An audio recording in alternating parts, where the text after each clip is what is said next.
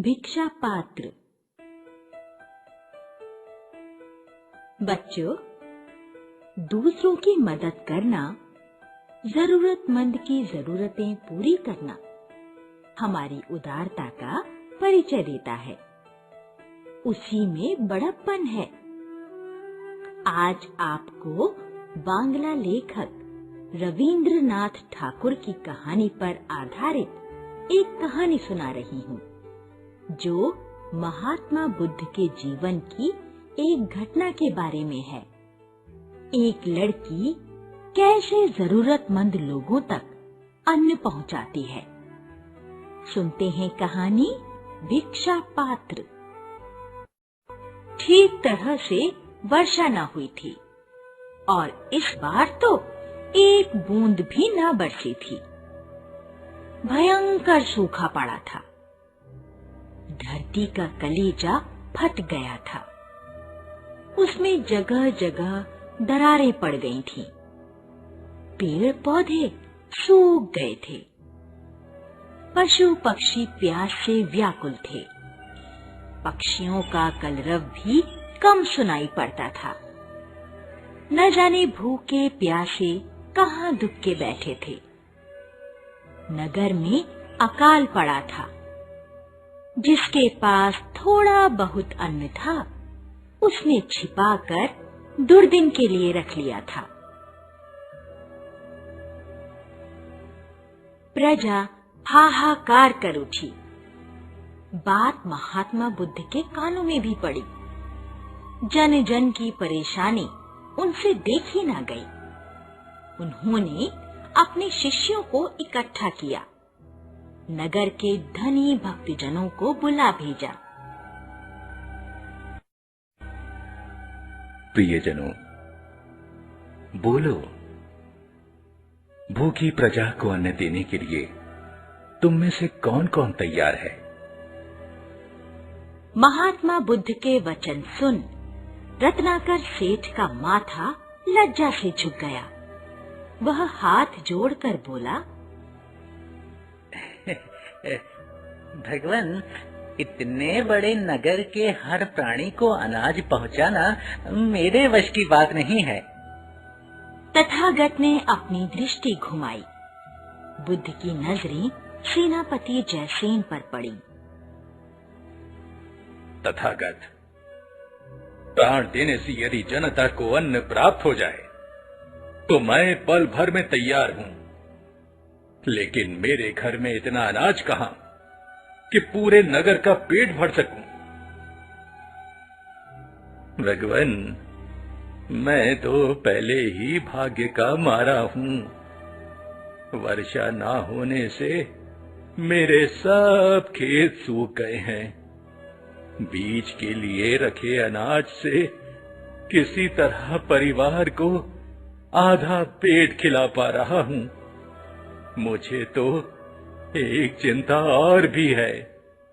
इस वर्ष राज्य का कर कैसे चुका पाऊंगा?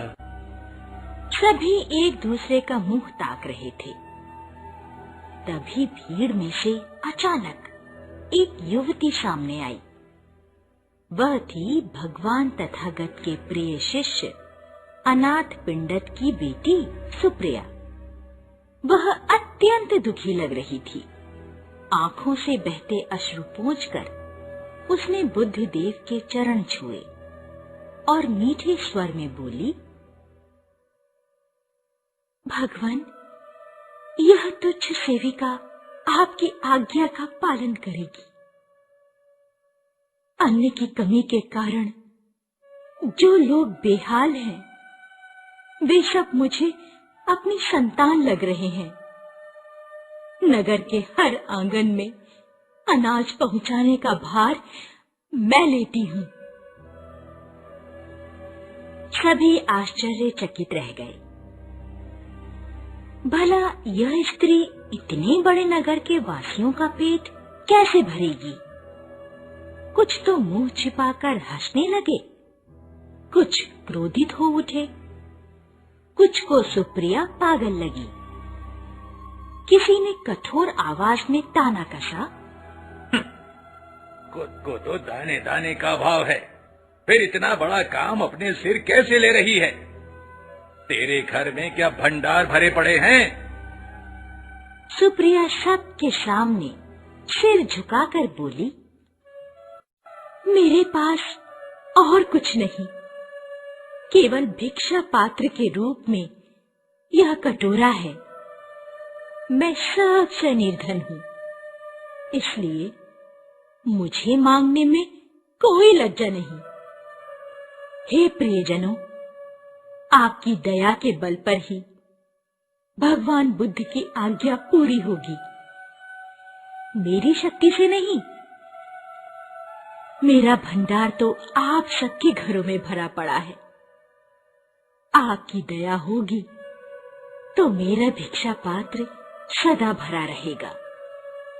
मैं बार बार आपके द्वार आऊंगी, आप जो कुछ भी देंगे उसे भूखों को खिलाऊंगी। जब तक धरती माँ के आप जैसे पुत्र हैं, तब तक चिंता कैसी। महात्मा बुद्ध ने मधुर मुस्कान के साथ अपना वरद हस्त आशीर्वाद के रूप में ऊपर उठाया और बोले, तथास्तु, निश्चय पूरा हो। धनी सेठों ने अपने भंडार इस भिक्षा पात्र में उलीच दिए। पात्र हमेशा भरा रहता।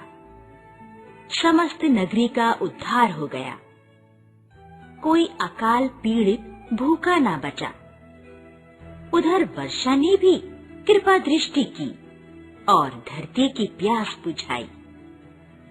खेत फिर से लहलहा उठे, भंडार फिर से भर गए। बच्चों, किसी दिन आपका मित्र खाना नहीं लाया तो आप अपना खाना उसके साथ बांटकर खाते हैं ना? निस्वार्थ भाव से दूसरों की मदद करना अच्छी बात है। आपने यह दोहा सुना होगा, बड़ा हुआ तो क्या हुआ, जैसे पेड़ खजूर, पंथी को छाया नहीं, फल लागे अति दूर। अब इस पाठ के तथा कुछ अन्य र के विभिन्न रूपों और री की मात्रा वाले शब्दों का उच्चारण ध्यान से सुनो।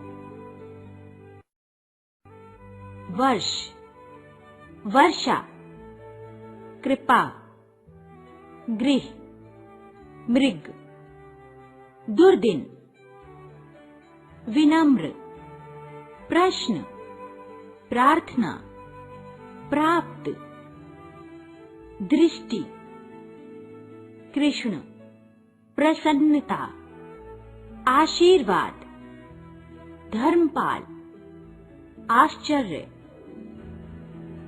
तो बच्चों, अब इनके उच्चारण में अंतर को पहचाना आपने?